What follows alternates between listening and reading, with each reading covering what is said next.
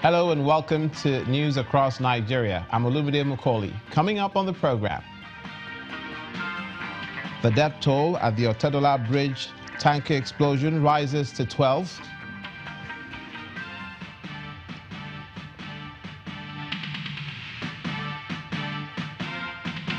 Police in Borno State protest over alleged unpaid allowances.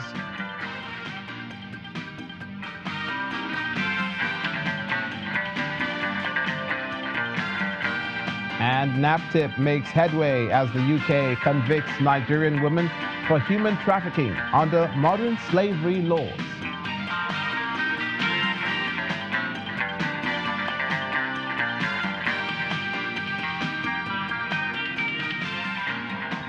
Thanks again for joining us, and we begin in the southwestern region of the country. The death toll from last Thursday's tanker explosion in Lagos has risen to 12. The Lagos State Commissioner of Health, Dr. Jide Idris, says 10 bodies were actually recovered from the scene of the incident against the 9 earlier reported. The 10th victim was that of an infant. He explains that 2 of the 7 survivors later died in the hospital. Rescue officials had announced that 9 people died in the fire incident when a fuel-laden tanker lost control along the Berger axis of the metropolis. 54 vehicles were also burnt in the explosion. We also have received reports of some other survivors who are receiving treatment in some private hospitals. I think as at now, we know of 2. Unfortunately, I've just been told now, one of them died. I wish to take this opportunity to request that any private hospital in Lagos State who have patients from the accident should please provide such information to the ministry for proper collation.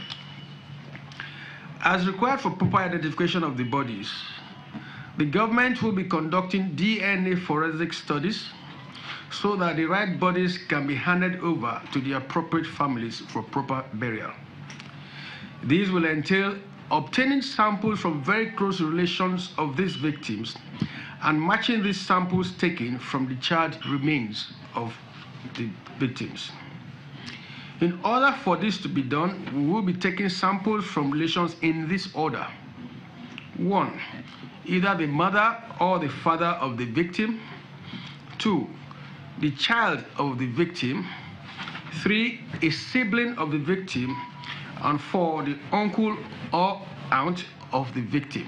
These are the orders because for proper DNA analysis. And such people or relations should kindly go to the Lagos State DNA Forensic Center at 48 Broad Street, Lagos Island, opposite the CMS bookshop in Lagos. The place will be open for DNA collection between 10 a.m. and 3 p.m. from Monday to Friday every day.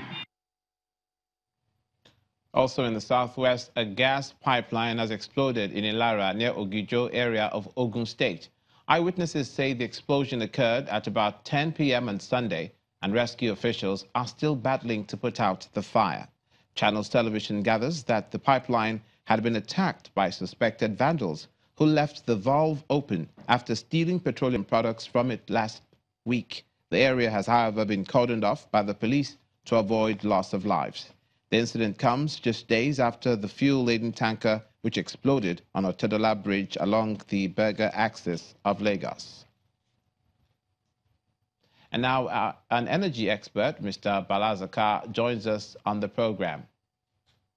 It's been a while since we heard reports of pipeline vandalism. What do you think will have happened at the NNPC pipeline in Ogijo area of Ogun State? Generally, when we have such issues with pipeline integrity, so many reasons could be adduced. The first one could be an integrity issue, which means that probably the pipelines were failing. It could also be as a result of maintenance issue, which means the maintenance have not been carried out properly. There could also be a case of sabotage. And in the case of sabotage, you're talking about criminality such as vandalism. And from when such happens, it normally happens from thieves who break such pipes to steal from the sweat of private investors or of budgets of governments, which is really bad. Mr. Zakar, reports say the damage to the pipeline happened more than a week ago. The people did not report it. Rather, many were seen scooping fuel. Does this mean we don't have equipment to monitor such a situation and report that to the relevant authorities? No, we have different equipment to monitor pipeline flow and to check vandalism. The commonest one is called SCADA, which simply means supervisory control and data acquisition. It has the mechanisms to be able to detect changes in process flow or in the flow of oil and gas.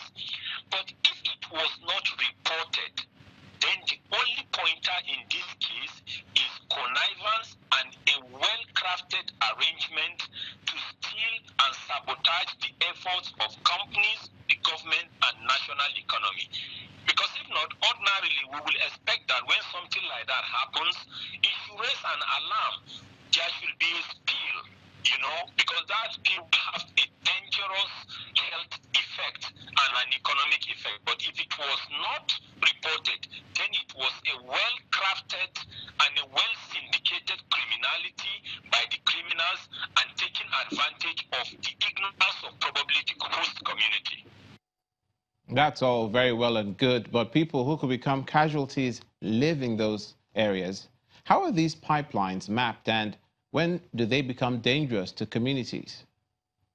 The government needs to map out areas for movement of pipes, and they also need to show what we call setbacks. So the key thing that needs to happen is enlightenment, because most of these communities or people get to settlements where pipes have already been buried years ago. There is also a need to educate the local communities to be careful of inducements from criminals and saboteurs.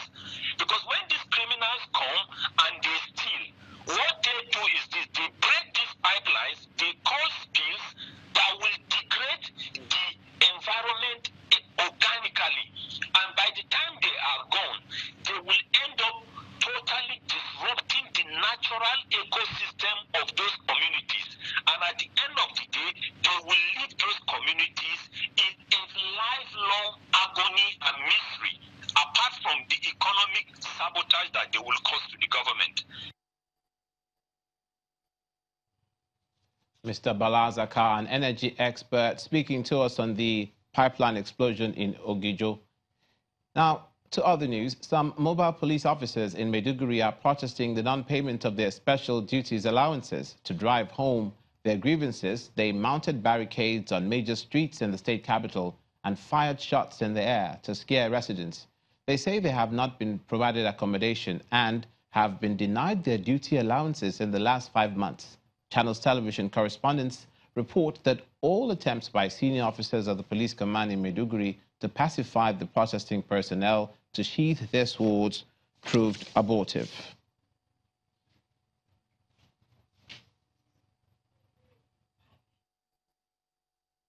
Public Relations Officer Jimo Moshood has said that no police personnel protested in Maiduguri as a result of non-payment of special duty allowance.